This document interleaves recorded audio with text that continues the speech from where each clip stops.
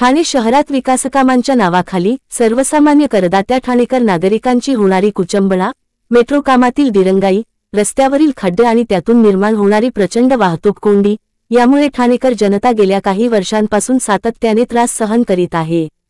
ठाणे शहरातील मेट्रो प्रकल्प गेल्या कित्येक वर्षांपासून रखडलेला असल्याने घोडबंदर रस्त्यावर नेहमीच वाहतूक कोंडी निर्माण होत असते। त्यातच अत्यंत निकृष्ट दर्जाचे बांधकाम साहित्य वापरून तयार केलेले रस्ते म्हणजे अपघाताला निमंत्रण ठरत आहेत। या संपूर्ण कामात मोठ्या प्रमाणात भ्रष्टाचार झाल्यानेच ठाणेकर नागरिक करदाता असूनही त्यांना त्यांच्या हक्काची नागरी सुविधा मिळत नाही। या प्रकरणी सातत्याने प्रशासनाकडे पाठपुरावा करण्यात येऊनही ठाणे महानगरपालिका आणि महाराष्ट्र शासन अक्षरशः गेंड्याच्या कातडीसारखे बनून राहिलेले आहे।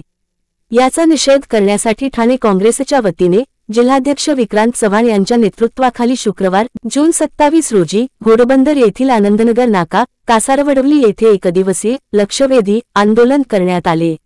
या ठाणे शहरातील घोडबंदर रस्त्याची निर्मिती ही ऐतिहासिक आहे। शिवाजी महाराजांच्या काळामध्ये नागला बंदरवरची तटबंदी किल्ला शिवाजी महाराज आणि पेशवाईच्या काळात उभारला गेला होता। त्यानंतर आलेल्या इंग्रज सरकारने या रस्त्याचं महत्व ओळखून या रस्त्याचा विकास केला। हा रस्ता हा महाराष्ट्रातील मुंबईतील बॉम्बे डॉक जे बंदर आहे त्याला आणि गुजरातचं पोरबंदर आणि नाशिककडे जाणारा प्रमुख रस्ता म्हणून गणला जायचा। म्हणून या रस्त्याचं विकसन इंग्रज सरकारने केलं। येणाऱ्या काळामध्ये इंग्रज सरकारने आणि त्यानंतर पंडित नेहरूंनी या घोडबंदर भागाचं औद्योगिकरण क्षेत्र म्हणून घोषणा केली आणि या भागामध्ये जवळजवळ 40-50 मोठे मोठे उद्योग या घोडबंदरच्या आजूबाजूच्या परिसरात दिले गेले। त्यानंतर तुम्ही बघाल या घोडबंदरच्या पूर्वेकडे भूमिपुत्र राहतात, खाडीचा भाग आहे। भूमिपुत्रांसाठी महाराष्ट्राच्या आणि केंद्र सरकारने पंडित नेहरूंच्या केंद्र सरकारने यशवंतरावांच्या महाराष्ट्र सरकारने यांना रेती उत्खनन आणि मासेमारीच्या व्यवसायाला परवानगी दिली। त्याचप्रमाणे पंडित नेहरूंनी आणि इंदिराजींनी या पश्चिमेकडे जो डोंगर आहे त्याला नॅशनल पार्क म्हणून त्याची घोषणा केली आणि वन्य जीव प्राणी यांच्यासाठी एक संजय गांधी नॅशनल पार्कची निर्मिती केली। या गोष्टीला काही वर्ष गेल्यानंतर या भागाचं जे औद्योगिकरण आहे ते जोरात असताना त्यानंतर सरकारने या जागेचं आणि या भागाचं महत्व ओळखून I2R इंडस्ट्रीज टू रेसिडेन्शियल करायचा उद्योग आधारी पडायला लागले।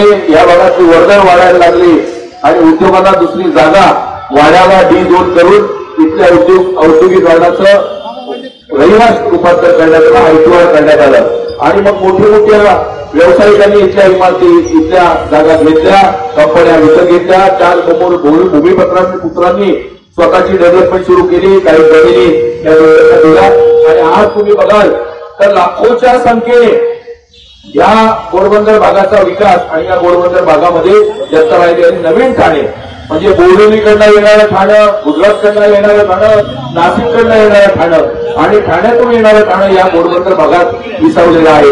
याची गरज ओळखून शरद पवारांच्या सरकारने 1994 साली या घोडबंदरच्या सिमेंट कॉन्क्रीटीकरणाचा विषय हाती घेतला आणि मग येणाऱ्या महायुतीच्या सरकारमध्ये मनोज जोशींच्या काळामध्ये चंद्रशेखर साहेबांच्या रूपाने या घोडबंदरचं सिमेंट कॉन्क्रीटीकरण झालं आणि मोठे मोठे बिल्डर हिरानंदानी वगैरे या ठिकाणी विसावले। त्यानंतर आमचे सन्माननीय माजी अध्यक्ष कैलासवासी आमचे नेते यांची प्रेरणा देऊन आम्ही हे आंदोलन करतोय। त्यांच्या नेतृत्वाखाली काँग्रेसने एक मोठं आंदोलन उभं केलं। त्या आंदोलनाला सेवा रस्ता म्हणून आंदोलन घडलं गेलं होतं आणि सर्व्हिस रोडची निर्मितीची मागणी बाळकृष्ण फुलेकरांच्या नेतृत्वाखाली काँग्रेसने केली। पुढे केडीदादांच्या रूपाने जे नगर अभियंता होते त्यांनी हा प्रस्ताव महासभेत मांडला आणि हा प्रस्ताव महासभेत मनोहर गाडवे जेव्हा महापौर होते त्यांच्या काळात हा प्रस्ताव मंजूर झाला आणि ह्या सर्व्हिस रोडची निर्मिती झाली। पुढे सगळं ओळखल्यानंतर या रस्त्याचं महत्व समजल्यानंतर मनमोहन सिंगांच्या सरकारने विलासराव देशमुख साहेबांच्या नेतृत्वाखाली आणि पर्यायाने पृथ्वीराज बाबांच्या नेतृत्वाखाली मेट्रोची घोषणा या ठाण्यामध्ये केली। ती मेट्रोची घोषणा भूमिगत होती, परंतु येणाऱ्या सरकारने 2014 साली जेव्हा भाजप सरकार आलं तेव्हा त्यांनी भूमिगत मेट्रो सोडून वरची मेट्रो चालू केली आणि तुम्ही बघाल 2013-14 पासून ही मेट्रोचं काम सुरू आहे. अद्याप मेट्रोचं काम पूर्ण तर सोडाच अर्ध्यावरही आलेलं नाही.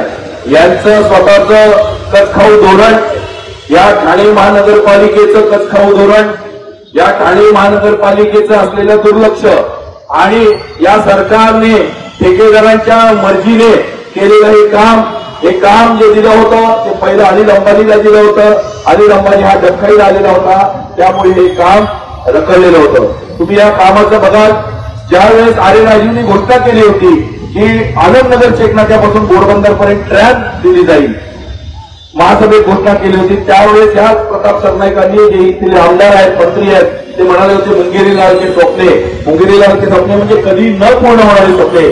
आमची आज ही घोषणा आहे, ही सुद्धा मुंगेरीलालचे स्वप्ने म्हणून याचा हे करावा. और एक बेहोश मारवाडी 2012 पासून हे 4 वेळा आमदार झाले, पालकमंत्री झाले, मुख्यमंत्री झाले, यांचे मेट्रो काय पूर्ण करू शकले नाहीत. बिल्डर लोकांना हाताशी धरून बिल्डर लोकांचे फ्लॅट्स विकले जावे म्हणून फक्त मेट्रोच्या कलर मारून ठेवलेत.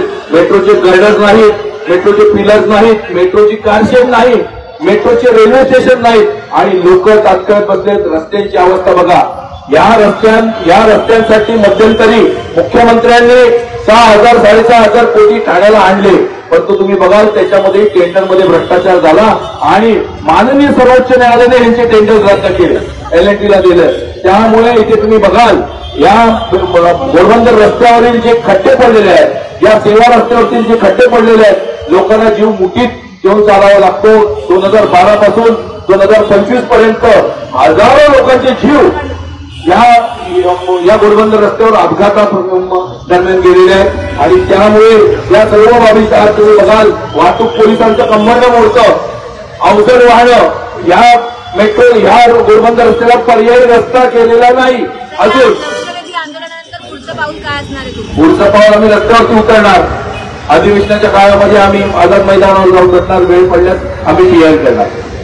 हे काँग्रेसचं पहिल्यापासूनच काम आहे, स्वातंत्र्य संग्रामात, आणि तीच प्रथा आमचा विक्रांत पुढे नेतोय. आज घोडबंदरचं जे त्यांनी जे निदर्शनास आणलं, हे मेट्रो आम्ही केली, मेट्रो आम्ही केली, मेट्रो आम्ही केली, आणि मेट्रोची सुरुवात काँग्रेसने केली. 2012 साली काँग्रेसने याला मान्यता दिली आणि मग घोडबंदरची मेट्रो सुरू झाली. पण त्याच्यानंतर तुम्ही आलेल्या सत्तेमध्ये काहीच कामं झाली नाही. करणार कोण? वाटोळ झालं. 10 वर्षामध्ये इथे घोडबंदरचा ट्रॅफिक एवढा त्रासदायक आहे की रात्री किती त्रास होतो लोकांना जायला यायला. काळजी नाही, खड्डे पडले, रस्त्यांचं वाटोळ झालंय. तर घोडबंदरला आल्यानंतर पाण्याचं आंदोलन घ्यायला पाहिजे. पाण्याचा बोंब आहे. ठाणे शहरातला कचरा उचलला जात नाही. म्हणजे फक्त लुटायचं काम केलंय ठाणे महानगरपालिका. बाकी या 40 वर्षामध्ये काहीही झालेलं नाही. ठाणे महानगरपालिकेत जो घोटाळे चालू आहेत त्या संदर्भात आपण आयुक्तांची भेट घेतली आहे का आणि प्रशासनाकडे मागणी करताय? आयुक्त काय करणार आहे? काय करणार आयुक्त? त्याच्यासमोर लुटतायत. आयुक्ताच्या समोर ठाणे महानगरपालिकेमध्ये दरोडे पडतात. काय करणार आहे? या आंदोलनाला धर्मराज्य पक्षाचे अध्यक्ष राजन राजे यांनी उपस्थित राहून ठाणे महानगरपालिका प्रशासन आणि राज्य शासनाच्या भोंगळ कारभाराचा निषेध केला. संबंधित प्रशासकीय अधिकारी, ठेकेदार यांच्यासह स्थानिक लोकप्रतिनिधी यांच्या अभाद्युतीमुळेच आज ठाणेकरांच्या वाट्याला ही वेळ आली आहे. म्हणून आगामी ठाणे महानगरपालिकेच्या निवडणुकीत सर्वसामान्य नागरिकांनी खऱ्याखुऱ्या मतदार राजाची भूमिका डोळसपणे बजवावी, असे आवाहन राजन राजे यांनी केले. ठाणे काँग्रेसच्या वतीने या इकडे विक्रांतजी चव्हाण यांनी घोडबंदर रस्त्याच्या संदर्भातलं एक आंदोलन घेतलं होतं. त्यांनी या संदर्भातली मलाही माहिती दिली होती आणि सांगितलं होतं की आपण माननीय मुख्यमंत्र्यांकडे हे निवेदन ठाणेकर म्हणून पोहोचवणं गरजेचं आहे. या दृष्टिकोनाने काँग्रेसचा हा निवेदन मी स्वीकारलेलं आहे. निश्चितपणे येत्या अधिवेशनामध्ये माननीय फडणवीस साहेबांच्या दृष्टिकोनाने आम्ही हा विषय त्यांच्यासमोर मांडू आणि ठाणे म्हणून ठाणे या दृष्टिकोनाने हा विषय निश्चितपणे सोडवला जाईल. कारण ज्यावेळेस ठाणे हा विषय येतो, ठाण्याचा आतापर्यंतचा हा एक संस्कार राहिलेला आहे की ठाण्याच्या विकासासाठी प्रत्येकजण आपले राजकीय जोडे बाजूला ठेवून सगळ्या ठाणेकरांसाठी एकत्र येत असतात। हे संस्कार जपण्याचं काम आज आम्ही सगळेजण एकत्रित या इकडे करत आहोत। मुंबईला जायचं असेल काय आज संध्याकाळी लागतात 24 तासातले 5 तास या वाहतुकीला द्यावे लागतात आणि त्यामुळे लोक फार हे आहेत वातावरण हाल सांगत आहेत। लोकांना त्रास होतोय, आरोग्यावर निर्माण वाहतुकीचा त्रास होतोय आणि त्याच्यामध्ये पोलिसांचा कोणताही त्रास नाही। एवढे रस्त्याला खड्डे आहेत, मेट्रोचं काम एवढं अपूर्ण गडर पडलेलं आहे, पत्रे लागलेले आहेत, वाहतूक कोणती अवजड वाहनांना पोलिसांनी सांगून सुद्धा अवजड वाहनांना थांबवली जात नाही। पोलिसांनी स्वतः अहवाल दिलेले की अवजड वाहन एखाद्या बाहेरून बनवत लागते। सरकार म्हणण्यापेक्षा हे जे नेते आहेत हे काय लक्ष देत नाहीत। त्यांना फक्त हे टेंडर मध्ये इंटरेस्ट आहे, खूप कमी काम धोरण। मुंबई स्वप्ने यांनी जे म्हटलं होतं आहे राजूला, तसेच मुंबई स्वप्ने देत आहेत। 10 वर्षी मेट्रो होणार नाही आणि म्हणून आता भाव वाढणार पुढचा भाव पी आहे वर्षभरात 2 वर्षात मेट्रो पूर्ण व्हावी। अचूक बातम्या, निपक्षपाती विचार, अन्यायाविरुद्ध वाचा फोडणारे परखड विचारांचे सार्वभौम दैनिक प्रजासत्ताक जनता।